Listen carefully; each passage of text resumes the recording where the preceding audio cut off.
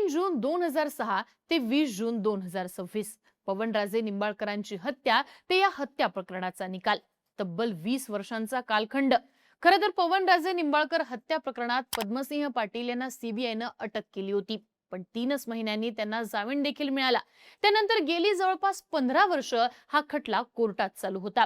वेगवेगळे साक्षी पुरावे गोळा करण्यात आले।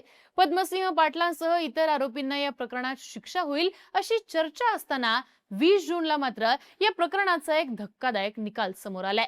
कोर्टाने पद्मसिंह पाटील यांच्यासहित सगळ्या आरोपींची निर्दोष मुक्तता केली आहे। ओमराजे निंबाळकरांसाठी हा निकाल म्हणजे मोठा धक्का मानला जातोय। खरं तर पवनराजे निंबाळकर आणि पद्मसिंह पाटील दोन चुलत भाऊ, पण या दोन कुटुंबांमध्ये आणि त्यांच्या पुढच्या पिढ्यांमध्ये संघर्ष पेटला तो पवनराजे निंबाळकरांच्या हत्येमुळे। राज्याच्या राजकारणात बडे प्रस्थ असलेले शरद पवारांचे उजवे हात समजले जाणारे डॉक्टर पद्मसिंह पाटील हे धाराशिवचे अनभिषिक्त सम्राट होते, पण त्यांचे चुलत बंधू पवनराजे निंबाळकर यांनी जिल्ह्यामध्ये पाटलांना आव्हान द्यायला सुरुवात केली आणि मग 3 जून 2006 रोजी काँग्रेस नेते असणारे पवनराजे निंबाळकर आणि त्यांचा चालक समत काझी यांची नवी मुंबईतील कळंबोली इथं गोळ्या झाडून हत्या करण्यात आली। आता या प्रकरणात पद्मसिंह पाटील यांची निर्दोष मुक्तता झाली असली तरी पाटील विरुद्ध निंबाळकर हा रक्तरंजित संघर्ष गेल्या 20 वर्षांपासून महाराष्ट्रात चर्चेत आहे। हाच संघर्ष सांगणारी आजची ही स्टोरी। नमस्कार, मी आरती आणि तुम्ही बघताय बोलभिडू। 3 जून 2006 नवी मुंबईच्या कळंबोली परिसरात भर दुपारी हायवेवर निर्जन रस्त्यावरून पांढऱ्या रंगाची स्कोडा कार शिळफाट्याच्या दिशेने जात असते। कारच्या मागच्या सीटवर एक व्यक्ती झोपलेली असते। ड्रायव्हरच्या लक्षात येतं की पाठीमागनं एक इंडिका आपला पाठलाग करतेय। गाडीचा वेग मंदावताच भरधाव वेगानं ओव्हरटेक करून इंडिका या कारच्या आडवी घातली जाते। ड्रायव्हर गाडी थांबवतो आणि मालकाला उठवतो सुद्धा। गाडीतनं उतरून दोन इसम कार जवळ येतात आणि त्यातला एक जण कारच्या मागच्या सीटच्या खिडकीच्या काचेवर टकटक करतो। कारमधील व्यक्ती काय झालंय हे पाहण्यासाठी काच खाली करतो। इतक्यात दुसरा इसम त्या व्यक्तीवर गोळ्यांचा वर्षाव करतो। ड्रायव्हर काही करणार इतक्यात त्याला देखील गोळ्या घातल्या जातात। रक्ताचा सडा पसरतो। नेमकं काय घडतंय हे कुणालाही कळायच्या आत ते दोन्ही इसम इंडिकातनं पसार होतात। ही बातमी वाऱ्यासारखी सर्वत्र पसरते। मुंबई पुणे एक्सप्रेसवेवर कळंबोली इथं धाराशिवचे काँग्रेस नेते पवनराजे निंबाळकर आणि त्यांचा ड्रायव्हर समत काझी यांची अज्ञात इसमांनी गोळ्या घालून हत्या केली। महाराष्ट्राच्या राजकीय गोटात या बातमीनं खळबळ माजली। संशयाची सुई असते ती पवनराजे यांचे चुलत बंधू आणि राजकीय विरोधक, राज्याच्या सत्ता वर्तुळातले बडे प्रस्थ, धाराशिव जिल्ह्याचे सर्वेसर्वा डॉक्टर पद्मसिंह पाटील यांच्यावर। आता इथं तुम्हाला एक प्रश्न पडला असेल की जर पद्मसिंह पाटील आणि पवनराजे निंबाळकर हे दोघे चुलत भाऊ होते तर त्यांची आडनावं वेगळी कशी काय? तर या कहाणीला एका इतिहासाची किनार सुद्धा आहे। धाराशिवचं हे निंबाळकर घराणं चक्क छत्रपती शिवाजी महाराजांचे मातृकुल आणि सासर असणाऱ्या फलटणच्या मूळ नाईक निंबाळकर घराण्याशी जोडलेले आहे। 17व्या शतकात या घराण्यातील रावरंभा शाखेने धाराशिव आणि आसपासच्या भागामध्ये मोठी जहागिरी आणि राजकीय वर्चस्व निर्माण केलं। याच घराण्यातील निम्रतच्या भूपालसिंह राजे निंबाळकर यांना 7 मुलं होती। त्यापैकी संताजी आणि बाजीराव ही 2 मुलं धाराशिवला स्थायिक झाली। यातील बाजीराव यांना तेरच्या पाटलांनी दत्तक घेतलं आणि या दत्तक गेलेल्या बाजीराव पाटलांच्या 7 मुलांपैकी एक म्हणजे पद्मसिंह पाटील, तर संताजीराजे निंबाळकर यांचे पुत्र म्हणजे पवनराजे निंबाळकर। म्हणजे पद्मसिंह पाटील आणि पवनराजे निंबाळकर हे एकमेकांचे सख्खे चुलत बंधू आहेत। या चुलत भावांमधील रक्तरंजित संघर्षाच्या थरारक गोष्टीला हात घालण्याआधी या कहाणीतील सेंटर कॅरेक्टर असलेल्या डॉक्टर पद्मसिंह पाटलांचं व्यक्तिमत्व एस्टॅब्लिश करणं आवश्यक आहे। पद्मसिंह पाटील यांनी आपलं वैद्यकीय शिक्षण पूर्ण होताच डोके इथल्या शासकीय रुग्णालयात मेडिकल ऑफिसर म्हणून ते रुजू झाले। पुढे त्यांनी जिल्ह्याच्या राजकारणात रस घ्यायला सुरुवात केली। 1975 साली ते जिल्हा परिषद सदस्य झाले। तसंच त्यांनी सहकार क्षेत्रात काम करायला सुरुवात केली। याच काळात ते शरद पवार यांच्याशी जोडले गेले। पवारांचे खंदे समर्थक आणि विश्वासू नेते अशी त्यांची ओळख झाली। 1978 ला पहिल्यांदा धाराशिव मतदारसंघातनं आमदार म्हणून ते निवडून गेले आणि ऊर्जा व उत्पादन शुल्क मंत्री म्हणून राज्याच्या मंत्रिमंडळात त्यांचा समावेश झाला। त्यानंतर त्यांनी मागे वळून पाहिलंच नाही। 1978 ते 2004 पर्यंत ते सलग 6 वेळा धाराशिव मतदारसंघातनं निवडून गेले। राज्यात महत्त्वाच्या अशा गृहमंत्री पदासहित विविध खात्यांचे मंत्री म्हणून त्यांनी या काळात काम केलं. शरद पवारांची साथ त्यांनी कधीही सोडली नाही. इतकंच नव्हे तर त्यांची बहीण आणि विद्यमान उपमुख्यमंत्री सुनेत्रा पवार यांचा विवाह शरद पवारांचे पुतणे अजितदादा यांच्याशी झाल्यानं ते पवारांचे नातेवाईक झाले. जिल्ह्याच्या राजकारणावर आणि सहकार क्षेत्रावर त्यांनी एक हाती वर्चस्व निर्माण केलं. जिल्हा बँक, तेरणा साखर कारखाना, दूध संघ अशा पाटलांच्या अधिपत्याखाली संस्था आल्या. जिल्ह्यात पाटलांच्या विरोधात जाण्याची कुणाचीही टाप नव्हती. त्यांच्या विरोधात उभं राहील असं एकही नेतृत्व त्या काळात निर्माण होऊ शकलं नाही किंवा होऊ दिलं गेलं नाही. तगडी देहयष्टी, रांगडा स्वभाव, सर्वकष सत्ता आणि दहशत यामुळे पाटलांचा डौल काही औरच होता. निवडणुका जवळजवळ एकतर्फी जिंकल्या जायच्या. भरधाव बुलेट प्रचार फेरी हा तर राज्यात चर्चेचा विषय असायचा. धाराशिव जिल्ह्याचे ते अल्टिमेट बॉस होते. उनके मर्जी के बिना धाराशिव में पत्ता भी नहीं हिलता था. मुंबईत देखील पाटलांचा असाच दरारा होता. बाळासाहेब ठाकरे ऐन भरात असताना छगन भुजबळांनी शिवसेना सोडली. तेव्हाची एकसंध शिवसेना म्हणजे आग होती.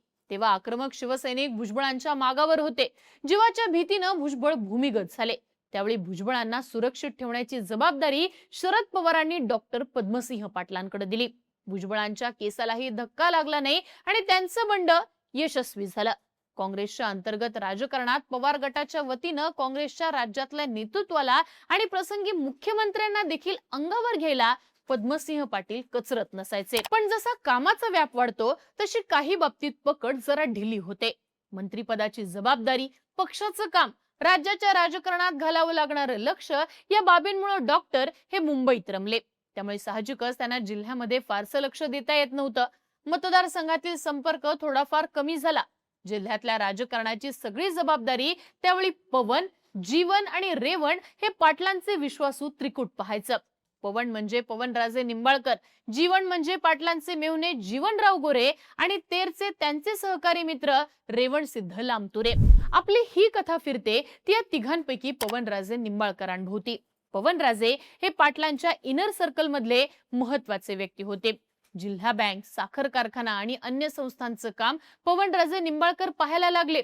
इतकंच नाही तर लग्न, अंत्ययात्रा आणि अन्य कार्यक्रमांना पवनराजे पद्मसिंह पाटलांचे प्रतिनिधी म्हणून जायला लागले. त्यांचा जनसंपर्क वाढायला लागला. तसा या दोघांमध्ये सुप्त संघर्ष हा होताच की. 1991 साली पवनराजे हे जागजी इथनं जिल्हा परिषद सदस्य म्हणून निवडून आले. त्यावेळी त्यांना अध्यक्ष व्हायचं होतं. पण पाटलांनी विरोध केल्यानं त्यांनी राजीनामा दिला. महावितरण सदस्यपदी पवनराजे यांची नेमणूक करून यावेळी समझोता करण्यात आला. 1995 ला पवनराजे तेरणा साखर कारखान्याचे संचालक झाले. 94 साली जिल्हा बँकेचे संचालक झाले आणि 1996 ते 2002 या काळात त्यांनी जिल्हा बँकेच्या चेअरमन पदाची धुरा सांभाळली. मात्र 2002 नंतर जिल्हा बँकेचा होम ट्रेड घोटाळा आणि साखर घोटाळा याचं खापर पवनराजे यांच्यावरती फोडण्यात आलं. जिल्हा मध्यवर्ती बँक संबंधित कथित आर्थिक गैरव्यवहारांमुळे गुन्हे दाखल होऊन त्यांना तुरुंगवास देखील भोगावा लागला. आपल्या तुरुंगवासाला पद्मसिंह पाटीलच कारणीभूत असल्याची पवनराजे यांची पक्की धारणा झाली आणि आतापर्यंतचा सुप्त संघर्ष उफाळून वर आला. पवनराजेंनी पाटलांच्या विरोधात उघडपणे बंड पुकारलं. इकडे पद्मसिंह पाटलांच्या अडचणी देखील वाढत होत्या. पद्मसिंह पाटलांनी तेरणा शेतकरी सहकारी साखर कारखान्याचा निधी वापरून तेरणा ट्रस्ट स्थापन केला. या ट्रस्टच्या माध्यमातून मेडिकल कॉलेज आणि इतर शैक्षणिक संस्था सुरू झाल्या. डोनेशनच्या नावाखाली या संस्थांमध्ये पाटलांनी मोठा भ्रष्टाचार केलाय असा आरोप करायला माध्यमांनी सुरुवात केली. शिवाय या कारखान्याचा साखर निर्यात घोटाळा, कारगिल निधी घोटाळा माध्यमांमध्ये गाजायला लागला. कारगिल युद्धाला सहाय्य करण्याकरता कारखान्याने शेतकऱ्यांकडून कारगिल निधी गोळा केला. त्यात अपहार झाल्याने एक जनक्षोभ हा निर्माण झाला होता. तेरणा बँक होम ट्रेड घोटाळा, गुजरात भूकंप निधी घोटाळा या सगळ्या आरोपांनी पद्मसिंह पाटील हैराण झाले होते. आणि मग इथंच एंट्री झाली ती राळेगण सिद्धीच्या अण्णा हजारे यांची. भ्रष्टाचार विरोधी जन आंदोलनाच्या माध्यमातून अण्णा हजारे यांनी ही भ्रष्टाचाराची प्रकरणं चांगलीच लावून धरली. हा मुद्दा देशपातळीवर नेला. जनमत हे सरकार विरोधात जाण्याची भीती होती. या आरोपांची चौकशी करण्यासाठी तत्कालीन सरकारनं पी.बी. सावंत आयोग नेमला. आयोगानं पद्मसिंह पाटील यांना भ्रष्टाचार प्रकरणात दोषी ठरवलं. पद्मसिंह पाटलांना पब्लिक प्रेशरमुळे राजीनामा द्यावा लागला. यावेळी आपल्या भावाविरोधात पवनराजेंनी आयोगासमोर साक्ष दिली आणि पुरावे सादर केले. त्यामुळे पाटील विरुद्ध निंबाळकर हा वाद अधिकच चिघळला. या सगळ्या स्फोटक वातावरणात 2004 साली महाराष्ट्र विधानसभा निवडणुकीत पवनराजे निंबाळकर हे धाराशिव विधानसभेला पद्मसिंह पाटलांच्या विरोधात अपक्ष उभे राहिले. पाटलांना यापूर्वी इतकं तगडं आव्हान कुणीही दिलं नव्हतं. पवनराजेंनी भ्रष्टाचाराचा मुद्दा घेत पाटलांच्या विरोधात रान उठवलं. अगदी मामूली म्हणजे 484 मतांनी पद्मसिंह पाटील कसे बसे विजयी झाले. पण ही निवडणूक जबरदस्त गाजवली ती पवनराजेंनीच. पाटलांच्या आजवरच्या अभेद्य असलेल्या गडीला अनेक तडे गेले. इतकी वर्ष आपल्या पायाशी राहणारी सत्ता सुंदरी नवथर प्रियसी सारखी ब्रेकअप करून दुसऱ्या बॉयफ्रेंडकडे जाऊ शकते याची कटू जाणीव धाराशिवच्या बॉसला झाली. या सगळ्या पार्श्वभूमीवर 3 जून 2006 रोजी सुरुवातीलाच वर्णन केल्याप्रमाणे काँग्रेस नेते पवनराजे निंबाळकर आणि त्यांचा चालक समत काझी यांची नवी मुंबईतल्या कळंबोली इथं गोळ्या झाडून थरारक हत्या झाली. पोलीस तपास सुरू झाला. त्यात फार काही प्रगती होत नव्हती. राजकीय दबावामुळे पोलिसांच्या ढिसाळ तपासावर जनमानस बोट ठेवायला लागले होते. तपास सीआयडीकडे वर्ग करण्यात आला. सीआयडीच्या तपासात सुद्धा फारशी प्रगती झाली नाही. निंबाळकर कुटुंबियांनी सीबीआय चौकशीची मागणी न्यायालयात लावून धरली.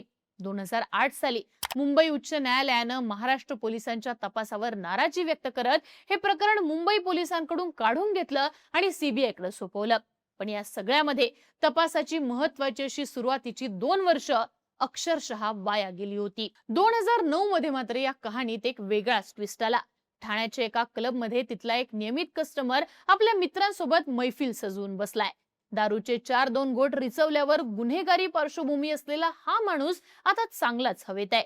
समोरच्याला घाबरवण्यासाठी आणि इम्प्रेशन मारण्यासाठी यानं बढाई मारायला सुरुवात केली. समोरच्याला धमकवत असताना आपण वाजवलेल्या गेमची माहिती हा माणूस समोरच्याला सांगतोय. त्यात हे गेम तर क्षुल्लक आहेत. मैंने एक बडा काम किया है हे देखील तो बोलता बोलता बोलून गेलाय. त्याच्या स्टेबलाच्या बाजूला पोलिसांचा खबरी त्याचं सगळं बोलणं ऐकतोय आणि याची त्याला पुसटशीही कल्पना नाहीये. खबरीनं आपली कामगिरी चोख बजावली. सगळी माहिती पोलिसांना दिली. माहितीच्या आधारे पोलिसांनी धाड टाकून हा व्यक्ती आणि त्याच्या साथीदाराला आर्म्स ऍक्ट खाली अटक केली आणि त्यांच्या जवळची शस्त्रास्त्र जप्त केली. हा माणूस म्हणजे पारसमल ताराचंद जैन. 2003 मध्ये एका व्यावसायिक फसवणुकीत मोठा तोटा झाल्यावर पारसमल जैन गुन्हेगारी जगताशी जोडला गेला. तो गुन्हेगारी आणि लुटारू टोळ्यांना माहिती पुरवायचं काम म्हणजे टीप देण्याचं काम करायला लागला. यासाठी त्यानं एक नेटवर्क तयार केलं. आता खबरीनं दिलेल्या टीपनुसार मुंबई क्राईम ब्रांचनं जैन आणि त्याचा साथीदार दिनेश तिवारीला 9 फेब्रुवारी 2009 ला अटक केली. सुरुवातीला पवनराजे खुनाचा संशय त्याच्यावर नव्हता. पोलिसांच्या चौकशीत या दोघांनी काही दरोड्यांमधला सहभाग कबूल केला. पण खबरी सतत जैनने केलेल्या मोठ्या कामाबद्दल पोलिसांकडे विचारणा करत होता. सुरुवातीला पोलिसांनी त्याचं म्हणणं फारसं गांभीर्यानं घेतलं नाही. पण खबरीने फारच तगादा लावल्यानं पोलिसांनी जैनची गंभीर गुन्ह्यासंदर्भात कसून चौकशी चालू केली. बडा काम म्हणजे काय यावरती भर दिला. अखेर जैननं पवनराजे निंबाळकर दुहेरी हत्याकांडाचा कट आपण शिजवल्याचं कबूल केलं. तसंच त्याने कटातल्या इतर आरोपींची नावं देखील सांगितली.